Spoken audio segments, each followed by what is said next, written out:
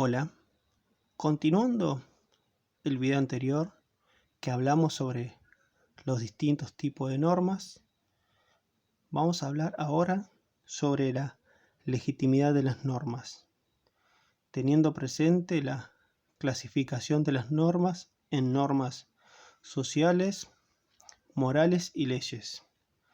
Y cualquier tipo de norma necesita un fundamento para ser legítima y ser aceptada como válida. Empecemos, en primer lugar, por las normas sociales. ¿Cuál será su fundamento, su legitimidad?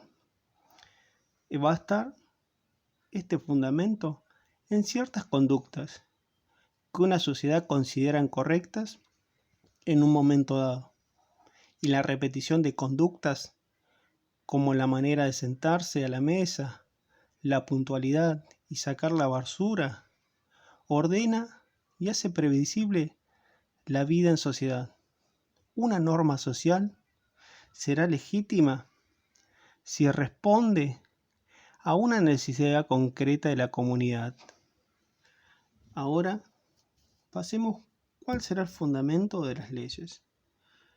Su fundamento, su legitimidad, está asociada al proceso de elaboración y promulgación. En su elaboración, si se respetan las pautas que fija la Constitución, y la Constitución Nacional es la ley suprema que tiene el Estado argentino.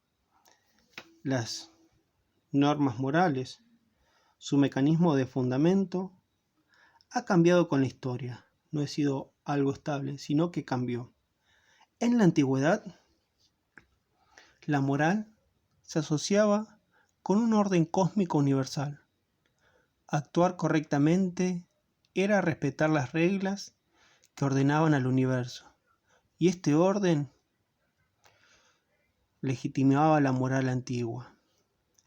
En la Edad Media era de origen divino.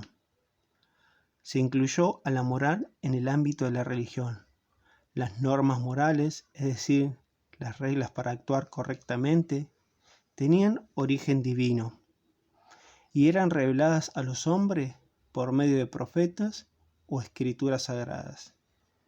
En la actualidad, las normas morales se legitiman por medio de criterios racionales.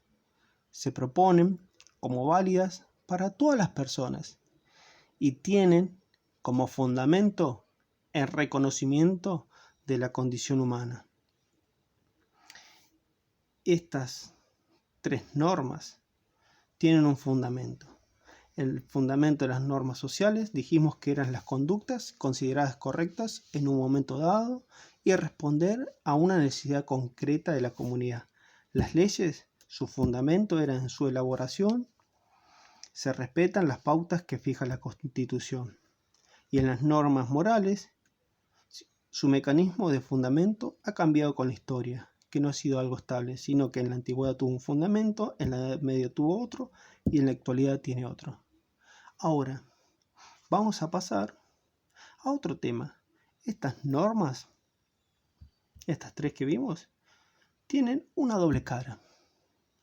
Una de esas caras es: toda norma establece derechos, pero también tiene otra cara que implica deberes.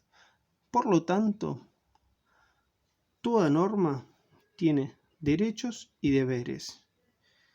Tanto las normas sociales como las morales son reglas que proponen ciertas conductas y desalientan otras consideradas indeseables o perjudiciales.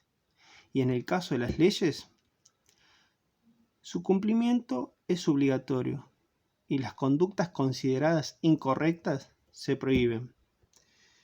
Para seguir entendiendo las dos caras de las normas, vamos al ejemplo de Grecia.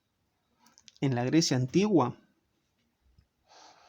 los habitantes gozaban de derechos únicamente si cumplían ciertas obligaciones para con la ciudad. Tenían los derechos de un ciudadano solamente si cumplían con los deberes de un ciudadano. De este modo, Las mismas normas que otorgaban derechos también fijaban obligaciones. Podemos ver en este ejemplo que hay una unidad entre los derechos y los deberes. Ahora, hoy, en la actualidad, las libertades individuales y colectivas que tenemos como derechos exigen que nos hagamos responsables de las consecuencias de nuestros actos. Las responsabilidades que estamos dispuestos a asumir hacen posible la libertad y, en consecuencia, tanto en la Grecia antigua como en la actualidad, hay una unidad entre los derechos y los deberes. Otro ejemplo para seguir profundizando este tema, el deporte. Ustedes saben, o si no, los invito a leer la Convención de los Derechos del Niño. Ahí dice que el deporte es un derecho para ustedes. Ustedes tienen ese derecho a un momento lúdico y de juego. Pero como saben, también todo deporte implica un reglamento, tiene reglas, deberes que deben cumplirse. Y respetar las reglas nos permite seguir disfrutando del derecho a jugar. Acá podemos ver en el deporte que de derechos y deberes hay una unidad también.